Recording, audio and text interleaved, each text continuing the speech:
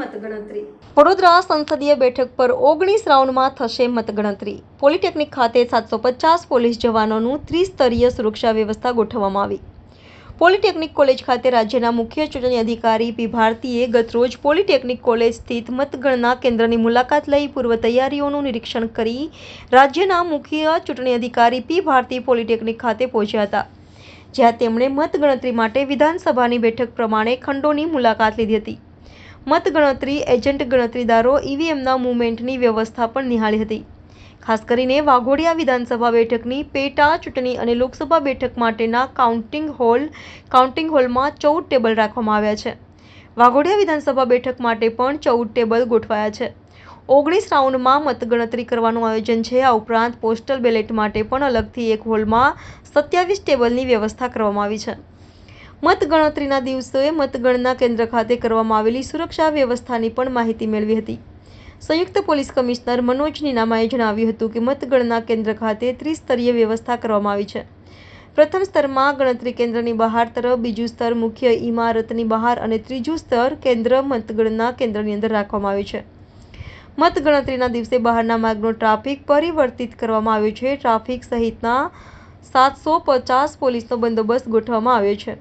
Lok Sabha election 2024 અને વાઘોડિયા વિધાનસભાની પેટા ચૂંટણી બંને કાઉન્ટિંગ વડોદરા ખાતે પોલિટેકનિક કોલેજમાં 4 જૂને રાખવામાં આવેલું છે.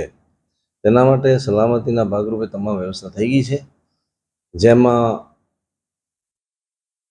ડીસીપી, એસીપી અને પોલીસ પર્સનલ સહિત 400 માણસો જે છે એ 3 લેયરમાં બંદોબસ્ત જાળવશે, જે 3 લેયરમાં ગોઠવવામાં આવેલો છે. એક બિલ્ડિંગની અંદર કે જે કાઉન્ટિંગ થવાનું છે, બિલ્ડિંગની બહાર ઇનર સાઈડ અને બિલ્ડિંગ પ્રિમાઇસીસની બહાર મેઇન ગેટ અને પાર્કિંગ, અને 290 જેટલા પોલીસના જવાનો, ટીઆરબી અને ટ્રાફિક બ્રાન્ચ જે છે તમામે 4 જગ્યાનું ટ્રાફિક વ્યવસ્થા સંભાળે છે અને પાર્કિંગની વ્યવસ્થા સંભાળે છે. આ માટે આપણે પ્રજાને કોઈ તકલીફ ન પડે એના માટે ડાયવર્ઝન પણ આપવામાં આવેલા છે અને 200 મીટરની મર્યાદામાં આપણે વાહનોની અવરજવર બંધ કરવામાં આવેલી છે. જે અંગેના તમામ જાહેરનામા બહાર પાડી દેવામાં આવ્યા છે. જ્યાં સુધી જે લોકોને અપીલ કરવાની છે આપણા માધ્યમથી, ખાસ એ છે કે ઈસીઆઈની ગાઈડલાઇન છે, માર્ગદર્શક સૂચનાઓ જે છે એ મુજબ મોબાઈલ ફોન કાઉન્ટિંગ સેન્ટરમાં ન એલાઉ છે. તો અગાઉથી જ આપણે અપીલ કરીએ કે મોબાઈલ લઈને આવે અને પછી રાખવાની અને મૂકવાની બધી સમસ્યાઓ ઊભી થતી હોય છે. એ નિવારવા માટે આપણે જે એલાઉ નથી એ વસ્તુને સાથે લાવીએ નહીં અને આમાં સહકાર આપીએ. બીજું કે જે તમારી પાર્કિંગ વ્યવસ્થા છે એ 4 પાર્કિંગમાં અલગ અલગ જગ્યાએ પાર્કિંગ રાખવામાં આવેલું છે. એમાં ખાસ કરીને ઉમેદવાર અને એજન્ટ માટે અલગ પાર્કિંગ વ્યવસ્થા છે, તે ગેટ નંબર 2 થી પ્રવેશ મળશે. ઓફિશિયલ્સ અને ઓફિસર્સ જે ચૂંટણી સાથે સંકળાયેલા છે એ લોકોને ગેટ નંબર 1 થી પ્રવેશ આપવામાં આવશે અને અર્લી મોર્નિંગ 4 વાગે આ બંદોબસ્ત લાગી જશે, એટલે પોલીસ પર્સનલ પણ 1 નંબરના ગેટથી આવી શકશે. પછી 1 નંબરના ગેટ સંપૂર્ણપણે બંધ કરવામાં આવશે.